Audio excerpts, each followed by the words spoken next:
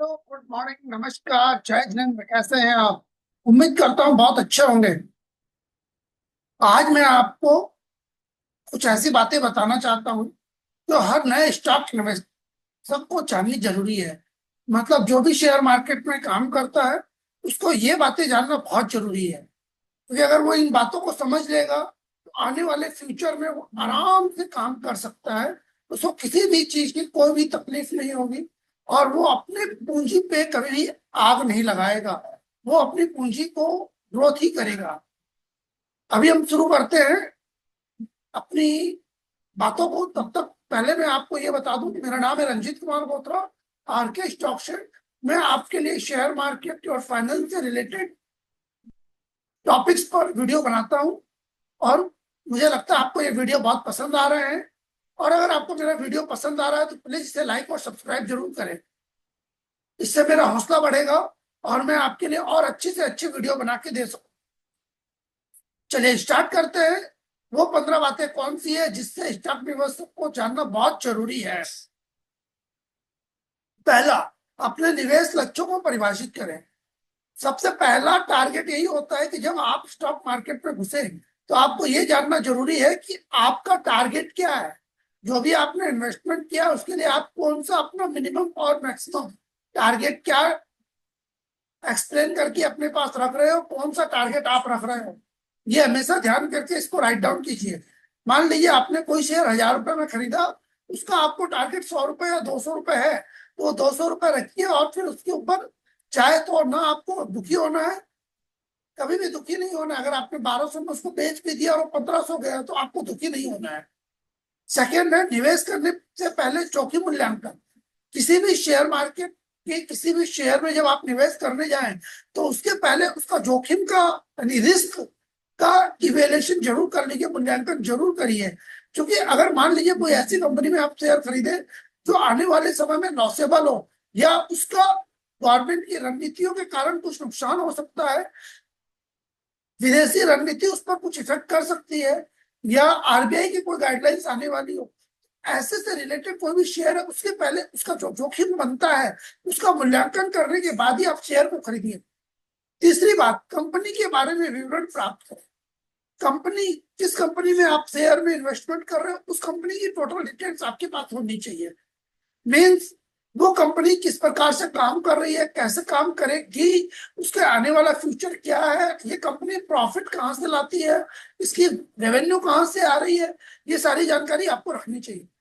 Fourth, कम कीमत पर खरीदे और अधिक कीमत पर बेचे।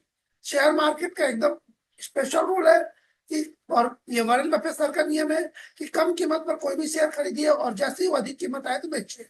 अब ये कैसे पता चलेगा कम कीमत और अधिक कीमत?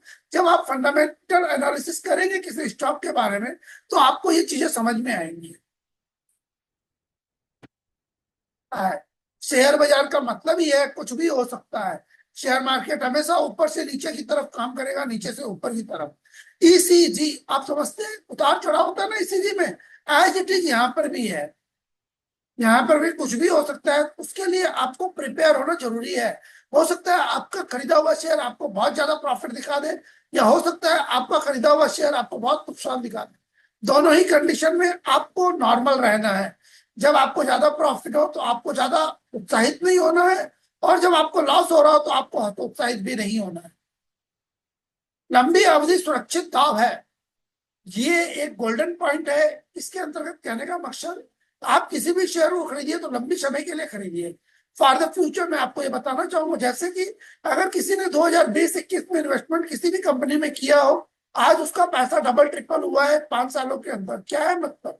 जिन्होंने लंबे समय के लिए रखा था उनका ही पैसा बढ़ा है, शॉर्ट टर्म वालों को पैसा नहीं बढ़ा है।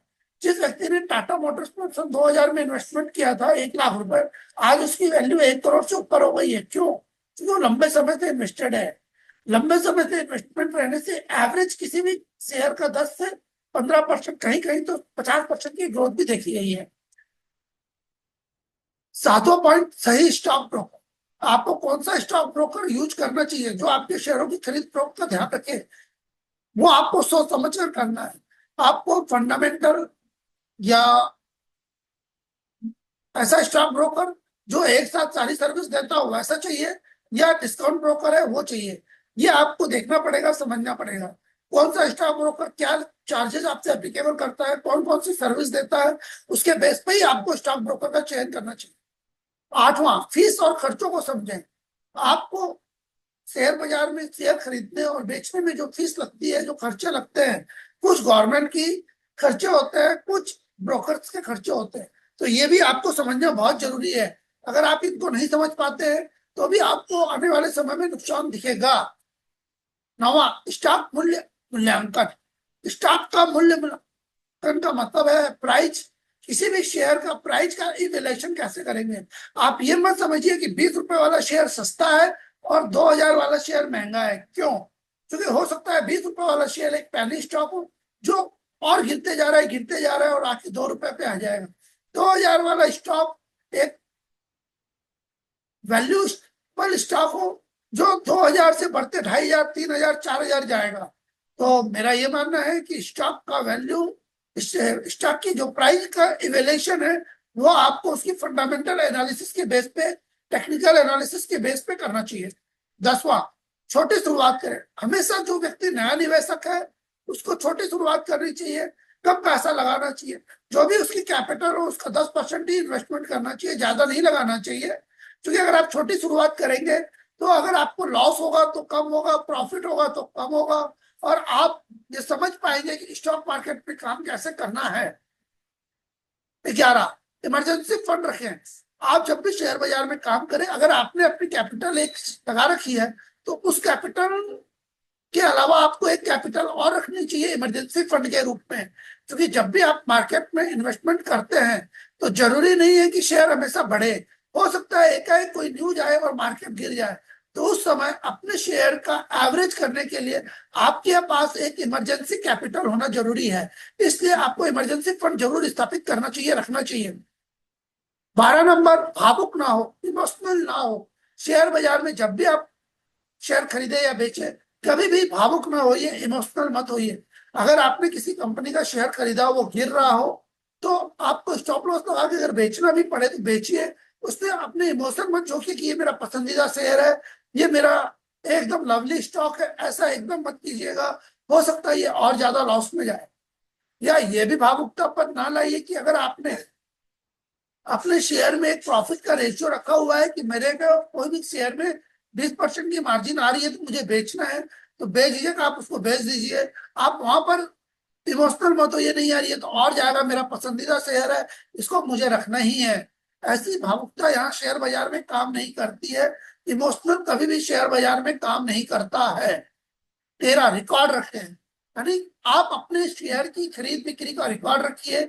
उस पे किस शेयर पे कितना खर्चा लग रहा है, कौन सी लेवीज, एक्स्ट्रा चार्जेस लग रहे हैं, ब्रोकर्स क्या ले रहा है, गवर्नमेंट क्या ले रही है, आप ध्यान रखिए। जब आप ये थोड़ा थोड़ा इन्वेस्टमेंट में जब ध्यान रखोगे तो जब कभी आप लंबा इन्वेस्टमेंट करेंगे तो आप बहुत अच्छे से कर पाएंगे। विविध इन्वेस्टमेंट पोर्टफोलियो मीन्स, अगर आप नए स्टॉक निवेशक हैं, नए निवेशक हैं, अभी आपने बिगिन में स्टार्ट ही किया है, आपकी उम्र 20-22 साल है और आपने शुरू ही किया है, या फिर आपकी उम्र 30-40 साल है फिर भी आपने अभी शुरू किया है, तो आप अपने इन्वेस्टमेंट पोर्टफोलियो को डाइवर्सिफाई रखिए। मतलब आप सीधे शेयर बाजार में पैसा मत डालिए।